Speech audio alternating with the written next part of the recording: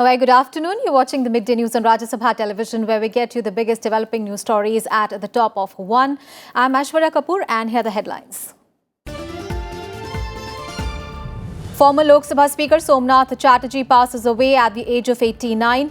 President, Vice President, Prime Minister and several political leaders condole the death of one of the most respected parliamentarians.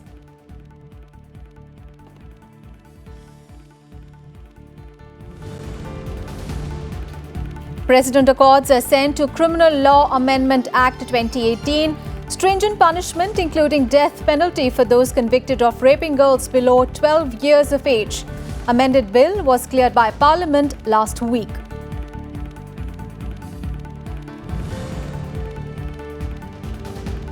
Heavy rainfall and landslides in Himachal Pradesh. Schools closed in Shimla and Mandi. Warning ahead of water being released from Condole Dam. Death to toll in Kerala's floods and landslides at 39. %50 reservation for women in recruitment for Railway Protection Force, says the Railway Minister Piyush Goyal. Adds about 10,000 jobs will be created in the RPF.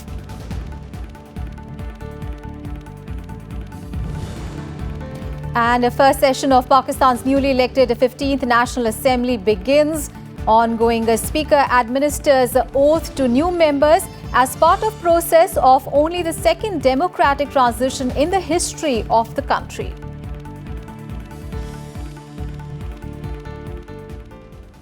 Our top story this afternoon, former Lok Sabha Speaker Somnath Chattopadhyay is no more. The 89-year-old passed away at a private hospital in Kolkata this morning following multiple organ failure. Officials in the hospital said that he passed away after his condition deteriorated following a mild heart attack yesterday. Chattopadhyay was suffering from a kidney-related ailment and was admitted to the hospital in a critical condition on Tuesday last. Last month, the former speaker had suffered a hemorrhagic stroke. He was under treatment for the past 40 days and was discharged from the hospital just 3 days after his health showed signs of improvement. However, his condition deteriorated and he passed away today.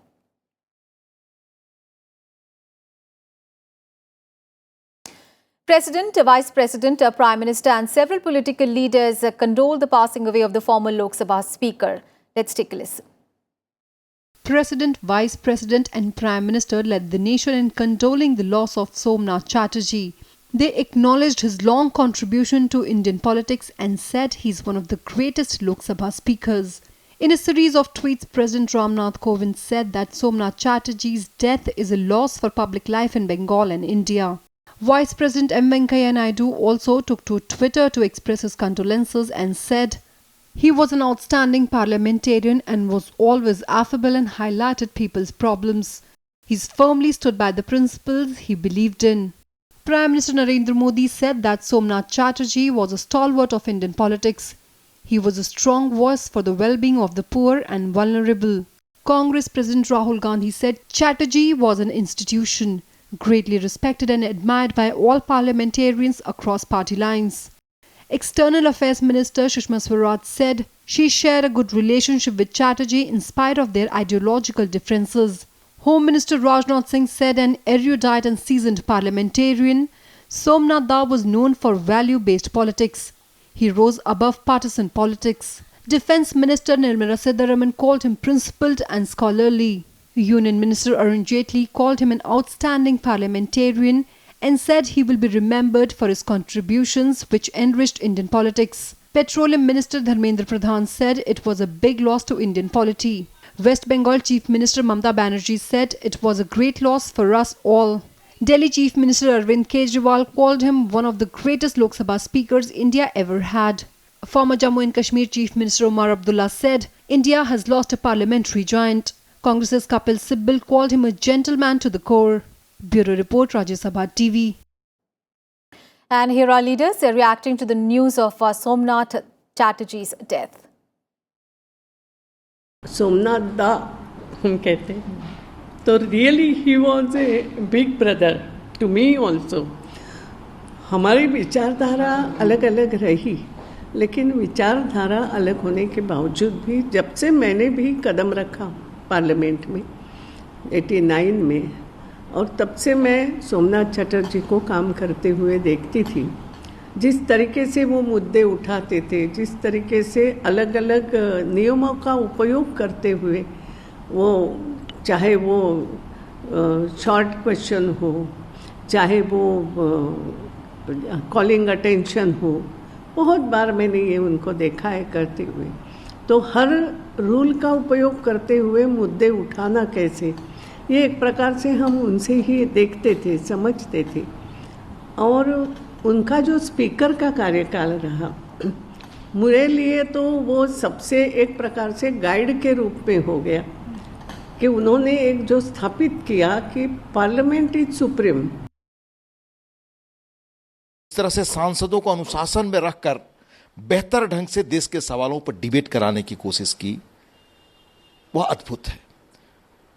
उनका जाना दुखद है, खास तौर से जब आज लोकतांत्रिक संस्थाओं को इस तरह प्रेरित करने वाले लोग चाहिए, तब उनका जाना और भी दुखद है।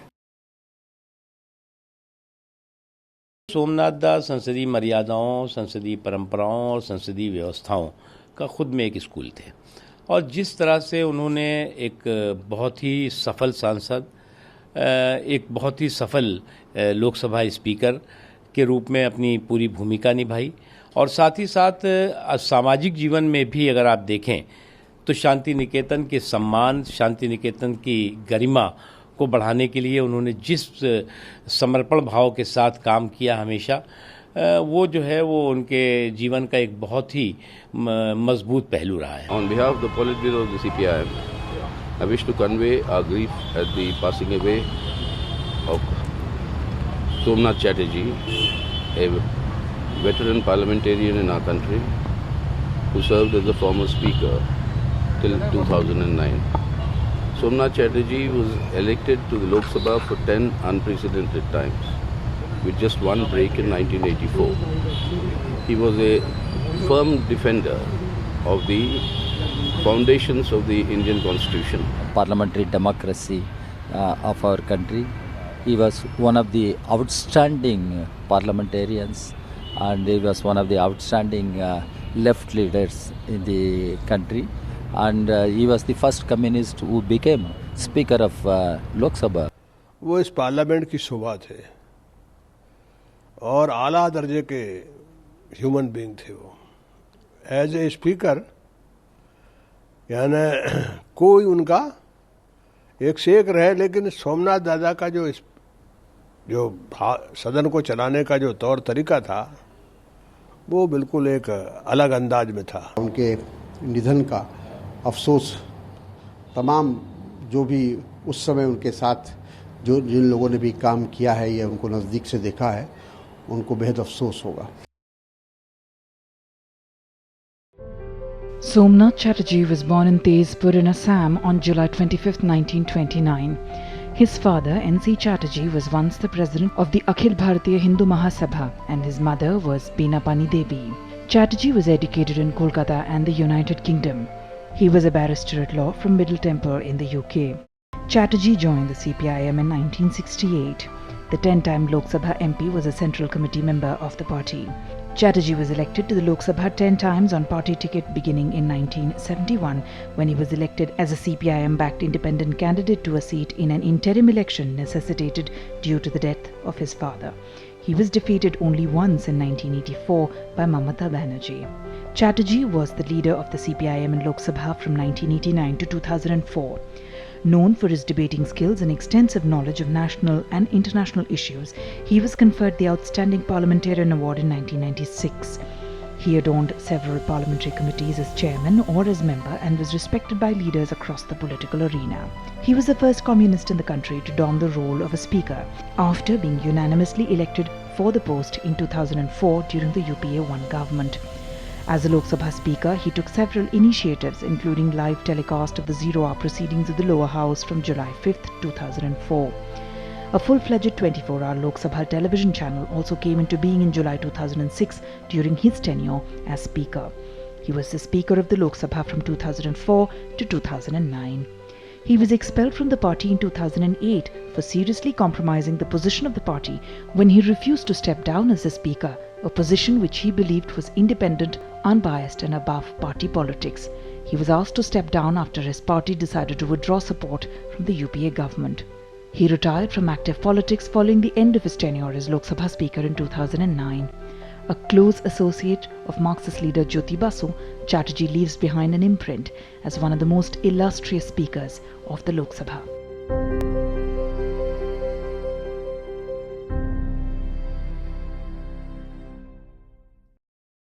On to some other news now. President Ramnath Kovind has accorded assent to the Criminal Law Amendment Act 2018.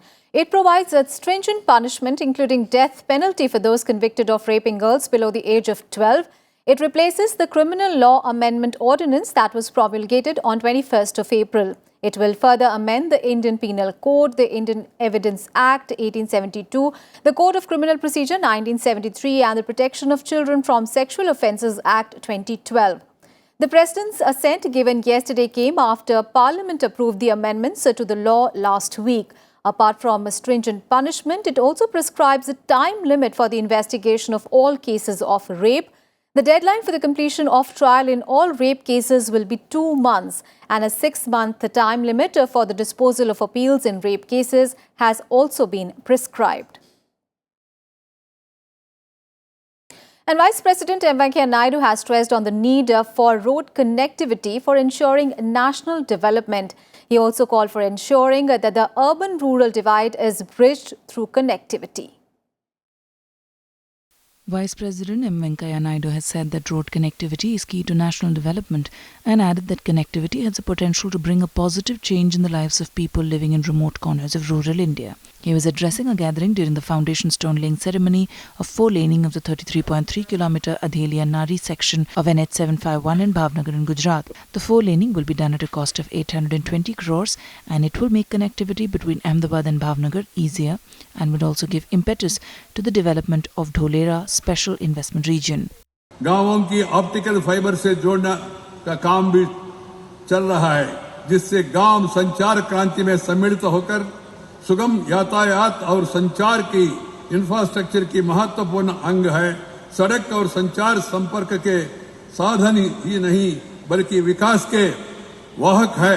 जिस प्रकार शरीर में मोटी पतली धमनियां रक्त को हर अंग तक पहुंचती है, जिससे शरीर का हर अंग स्वस्थ रहे, उसी प्रकार सड़कों का विन्यास जितना विस्तृत और सघन होगा, विकसित उतना ही सर्वस्पर्शी होगा। On the occasion, Governor of Gujarat O.P. Kohli, Chief Minister Vijay Rupani, Deputy Chief Minister Nitin Bhai Patel, Minister of State for Road Transport and Highways Mansukh Mandavia and other dignitaries were present. The Vice President said that infrastructure development is not only a condition of development of the country, but a criteria for development. The Vice President said that connectivity is an essential and important component in bridging the urban-rural divide and asked authorities to give equal priority to rural roads. गत वर्ष लगभग 1.5 लाख लोग सड़क दुर्घटनाओं का शिकार हुए। एक अनुमान के अनुसार सड़क दुर्घटनाओं से लगभग 3% जीडीपी का हानि होती है। जब हम देश में राजमार्गों का विस्तार कर रहा है, राजमार्गों का दुर्घटनाओं से निरापद बनाने पर भी हमारा चिंता होनी चाहिए। राजमार्ग पर स्थान स्थान पर त्वरित चिकित्सा सहायता का व्यवस्था होना चाहिए। मुझे आशा है कि ये मोटर व्हीकल अमेंडमेंट बिल जो पार्लियामेंट में प्रस्तावित है प्रावधान, वो सड़क दुर्घटनाओं को कम करने में सहायक होंगे। मेरा आशा है, मैं अनुरोध करता हूं, कम से कम अगला सेशन में ये मोटर व्हीकल टैक्स वाला बिल है तो पार्लियामेंट पारित करेगा, ऐसा मुझे विश्वास है। Expressing concern over the incidence of road accidents, the Vice President said that road safety should be paramount and called for creation of medical infrastructure such as ambulances and first aid centres near highways to provide immediate assistance in case of emergency. On the occasion, he also released the book titled My Journey in Parliament, a compilation of questions raised in Parliament by Mansukh Mandavia. मुझे आशा है कि पुस्तक के पाठक इस सूचना को उपयोग पाएंगे और संसद के कार्यकलापों के प्रति उनका धारणा बदलेगा। मित्रों, मनसुख भाई की पुस्तक से आपको ज्ञात होगा कि प्रत्येक संसदीय प्रश्न का उत्तर देने के लिए कितना प्रयास किया जाता है, कितना धन व्यय होता है। ऐसी में यदि संसदीय प्रक्रिया को बाधित कर दिया जाए तो कितना नुकसान होता है। पैसा लाखों रुपए खर्च होता है, करोड़ों रुपए खर्च होता है प्रश्न के लिए, संसद चलाने के लिए। The Vice President also called on the youth of the country to take active part in the development process. He also stressed on the need to provide adequate support infrastructure to youth to realize their potential. Bureau Report, Rajya Sabha TV. On to some other news, Prime Minister Narendra Modi has countered the opposition charge of a lack of jobs and has spoken on other issues like the Indian economy, GST and NRC in Assam. He said that the opposition must stop its campaign of unemployment as over 1 crore jobs have been created in the last 1 year. The Prime Minister also spoke about the opposition's efforts for a grand alliance, saying it is not based on ideology but personal benefits. Countering the picture projected by opposition of a gloomy economic situation and claims of rising unemployment, Prime Minister Narendra Modi has said that more than 1 crore jobs have been created in the last 1 year, hence the campaign of lack of jobs needs to stop now. In an interview to news agency ANI, the PM said, and I quote, "When Indian economy is growing fastest among the major economies, how will the jobs market not expand? When investment into and the pace of execution of infrastructure projects like making roads, laying down rail lines, setting up power generation including solar parks and transmission lines is at all-time high, how come the jobs will not be created?" unquote. On GST issue, the Prime Minister said, and I quote, "The Congress President tried his best to provoke people against GST during Gujarat elections. Why did the people reject him? It must not be forgotten that people of this country, particularly the business community, have supported GST and adopted it wholeheartedly," unquote. Speaking on the opposition's Mahagathbandhan in 2019, the Prime Minister said, and I quote, "The Mahagathbandhan is about dynasties, not about development. The Mahagathbandhan is not about any union of minds or ideas, but about rank opportunism. The only question is whether they will break up before the election or after." The Prime Minister also answered a question on the issue of National Register of Citizens in Assam. The PM said, and I quote, "I want to assure the people that no citizen of India will have to leave the country. As per the due process, all possible opportunities will be given to get their concerns addressed," unquote. Modi also spoke on various incidents of mob lynching. The PM said, and I quote, "Even a single incident is one too many and deeply unfortunate. My party and I have spoken in clear words on multiple occasions against such actions and such a mindset. It is all on record," unquote. Speaking on women empowerment, Prime Minister Narendra Modi said, and I quote, "No country can progress if its women are not equal partners in the development process. Going a step ahead of women development, we are working towards women-led development," unquote. On India-Pak relations, the Prime Minister hoped that under the new government, Pakistan would work for a safe, secure, stable and prosperous region free from terror and violence. Bureau Report, Rajya Sabha TV. And here are some of the reactions to the Prime Minister's interview. Let's take a listen. प्रधानमंत्री जी ने इसके बारे में बहुत स्पष्ट बातें कही हैं और जो भी उन्होंने बात की है उनका नेतृत्व है और पार्टी उनके नेतृत्व में आगे बढ़े। अगर विपक्ष इन्हीं के सरकारी आंकड़ों के आधार पर ये कह रहा है कि जॉब्स नहीं क्रिएट हो रही और प्रधानमंत्री जी ने तो स्वयं कहा कि पिछले साल भर में 1 करोड़ रोजगार पैदा किए, तो इन्होंने तो 2 करोड़ का वादा किया था। It is all happening mostly in BJP ruled states. Can he deny the mob lynching in Gujarat? Can he deny the mob lynching which is going on in Rajasthan? Modi ji ने ये भी कहा है कि हर साल 1 करोड़ जॉब देने की बात कही है। उस बारे में लोगों ने शंका भी ली है कि 1 करोड़ जॉब कहाँ पैदा हो गए, किसको मिले हैं। तो हो सकता है, लेकिन मैं मुंबई में हूँ और लोग आज भी रोजगार के लिए तरस रहे हैं, ये बात सही है। किधर ले जाना चाहते हो? खाली राजनीति करने के लिए आप ये सब कर रहे हो।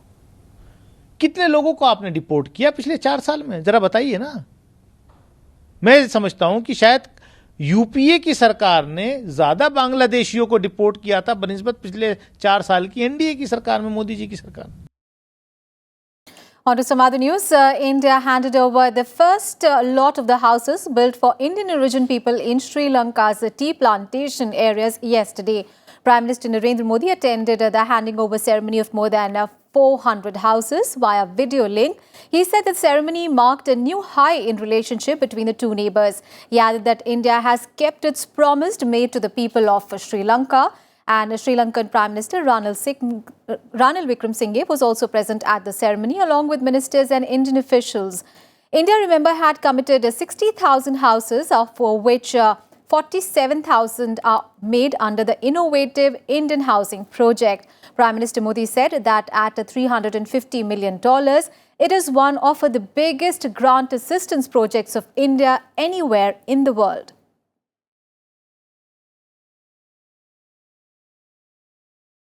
That is the success and uniqueness of the participatory, owner-driven approach of the Indian housing project. These are not just physical structures, but realization of your dreams. And not only your dreams, and our dreams too. We have always dreamt of a peaceful, secure and prosperous future for Sri Lanka, where aspirations of all for growth and development are met. And Railway Minister Piyush Goyal has said that 50% reservation will be given to women in recruitment of a Railway Protection Force or the RPF. Inaugurating various nail projects in Patna on Sunday, he said that about 10,000 jobs will be created in the RPF. He said that the recruitment process will be fully computerized to maintain transparency. He added that CCTV cameras will be installed at 6,000 stations and important trains. At the event, he inaugurated the Raksol-Narakatiaganj broad gauge line and flagged off a passenger train on this section. He also inaugurated the new rail line between Birol and Harnagar in Darbhanga and flagged off 3 pair of passenger trains on this section. और मुझे आप सबसे share करते हुए खुशी होती है कि अब जब हम अगले लगभग 9.5-10 हजार आरपीएफ के जवानों की भर्ती का काम शुरू करेंगे, उसमें 50% महिलाओं के लिए आरक्षित रखेंगे, जिससे इनके काम में और गति आए और हम पूरे तरीके से महिलाओं को और बच्चों की सुरक्षा के प्रति रेलवे की सिस्टम को और अपने आप को समर्पित कर पाए।